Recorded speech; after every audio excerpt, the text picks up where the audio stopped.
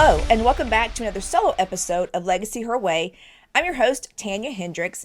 In today's episode, I'm going to talk about estate planning, but maybe not in the same way that you're used to hearing about it. For me, estate planning is really where the law and the heart intersect. So estate planning, oftentimes when people hear that term or hear that phrase, they automatically think will, trust, power of attorney, the Advanced Directive for healthcare, what some people reference as the living will. And those are certainly documents that are part of estate planning and part of making that plan for your future. But estate planning is about people. It's about those who you love. And when you are making a plan, when you are talking to me or talking to any lawyer about doing your will, doing your advanced directive, your trust, or your personal or your power of attorney, it's not so much for you as it is for those who you love. People come to see me and they say things like, I want to avoid probate, I want to avoid taxes, I want to avoid the government getting everything. Well, it's really not the client who's telling me those things.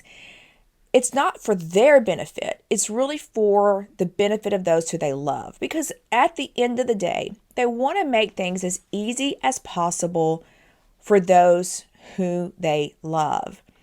And that's the same with you. I mean, you want to be sure that if you were to pass away suddenly, or if you were stuck in a hospital 4 weeks at a time, that those who love you will be taken care of, that things will run seamlessly and smoothly. We never know when something's going to happen. We never know when we're going to be struck with a disease or illness and stuck in a hospital for 3 or 4 weeks at a time or longer. And when we're in the hospital, who's going to pay our utility bill? Who's going to pay the rent or the mortgage? Who's going to make sure the kids get to and from school or soccer practice or band, whatever it may be? When you have a power of attorney, those are some things that can be taken care of. But see, even with that, you're thinking of, well, I've got to keep the electricity on at the house for my family. I've got to get my kids somewhere. My kids need to be taken care of.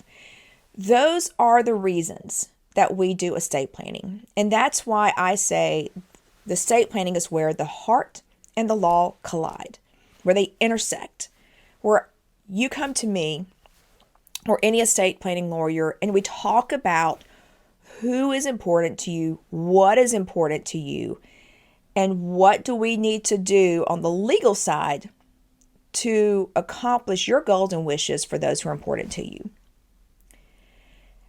But not only that, is we want to be sure that those who we love know our wishes.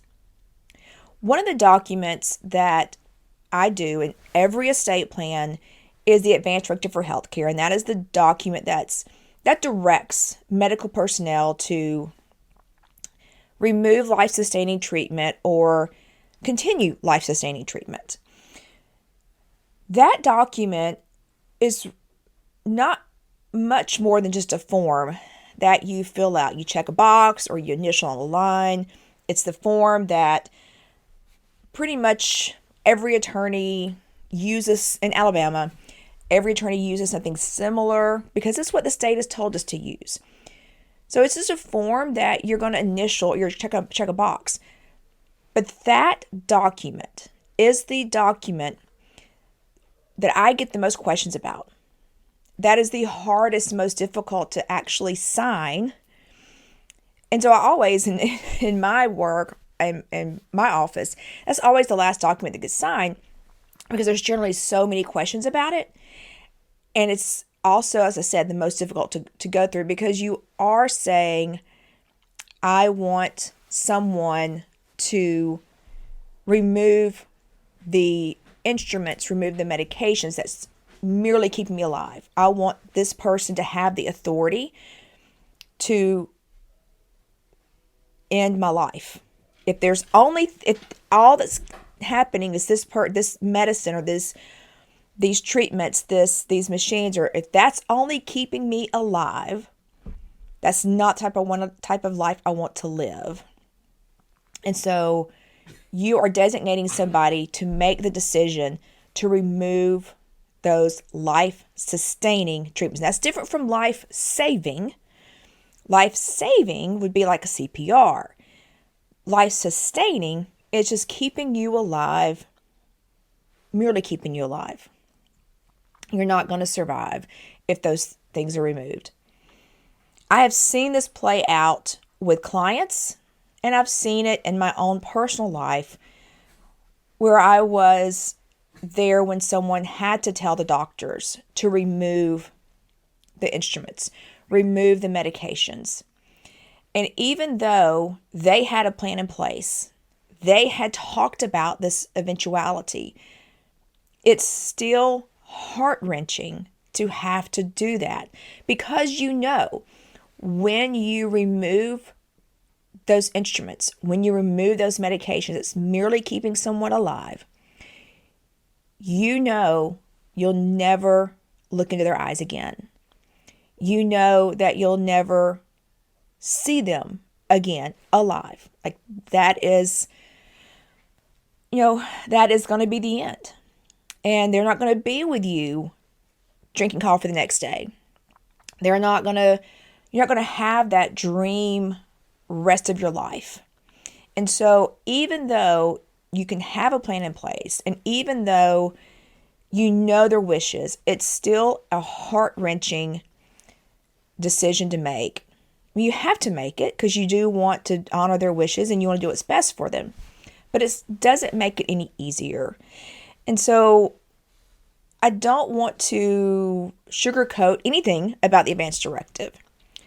But this is where, and I've said it a couple of times now, this is where the heart and the law collide. Because the law says one thing, the law gives you the ability to make that decision, but the heart doesn't want to let go oftentimes. The heart is still looking at that person as the love of their life, their child, their mother, their father, their brother, whoever that person is. That's who your heart is aching for, that person. And so when you have to make that decision,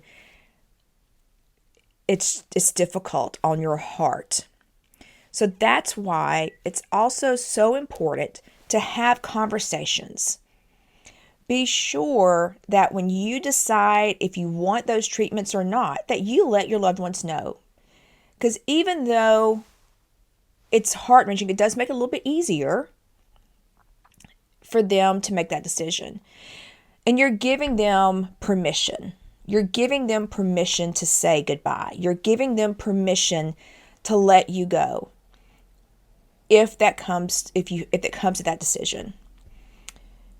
Now, oftentimes we'll have questions about the Advanced Directive. Well, when will they know that it's time? How long? Because the Advanced Directive says something like likely to die in the near future. Well, I get questions like, what does that mean? What is likely to die in the near future? How's that defined? When you're in the situation, you'll know it. It does require doctors to state that you're not going to survive that situation. The doctors are going to tell you when that time is there. The doctors are going to be able to say, there's nothing else we can do. Now, you can allow the doctors and medical staff, whoever, to do everything they possibly can. Like, do all the tests. Do all the things they can do to try to save their life. Absolutely. But when it's a situation where the doctors have said, there's nothing else we can do, when you have that document in place, when you've given that permission to your loved one to say, pull that machine, pull the tube, pull the medications. When you've given them that permission, it makes it a little bit easier. Your loved one is still going to second guess, still going to say, well, what if? But when the doctors have said, we've done everything, they've done everything. So having a plan in place is vital. And maybe it's not even an end-of-life issue. Maybe you are 27, 28 years old and you suddenly become sick and you're in the hospital for 3 or 4 weeks. Those things happen. We never know when something may happen. I'm recording this on November 5th. In the last month, we have seen people in our Huntsville community die from plane crashes, die from ATV accidents. We just had a plane crash in Louisville, Kentucky the day before I record this. And there was possibly some casualties on the ground. The people were just going about their day. They're just going about their normal work day. And they're gone. So having a plan is planning for your family. It's planning for those you love. Brene Brown, in her book, Dare to Lead, has a phrase where she repeats to herself, people, people, people. And that is one thing I keep reminding myself. Estate planning is about people. People, people, people. It's not will, trust, power of attorney, power of attorney, power of attorney. It's people, people, people. It is your people who you want to protect. It is your people who you want to give some peace. It's your people who you want to make things as easy as possible for them when the unimaginable happens. And the reality is, we're all going to die. We just don't know when. Have a plan in place for when that happens. We may not be in a situation that there's going to be a decision to be made about ending someone's life, but we're all going to die, and we're all going to need someone to pick up the pieces. So as you're considering your legacy, because this is Legacy Her Way, as you're considering your legacy, think about how your legacy can be impacted by you doing some planning now, by you talking about, you write it out, you have a plan in paper, but also talk to your family about your goals and your wishes, what you want or what you don't want. It's just vital. It's essential. It's good planning. It's being a good steward of your resources, but it's also, and most importantly, taking care of your family, taking care of those you love. Because estate planning is not about a will and a trust and power of attorney. It's about people. People, people, people. This has been Legacy Her Way. If this conversation moved you, you can go in and follow the episode, subscribe to the podcast so you never miss an episode, and share this with a friend. If you have some friends who are on the fence about estate planning, or they don't know anything about it, or just curious, share this episode with them, because it is not about documents, it's about people. Thank you so much for joining me on Legacy Her Way. Again, hit the like button, subscribe, and leave a comment. That helps. Y'all have a great day.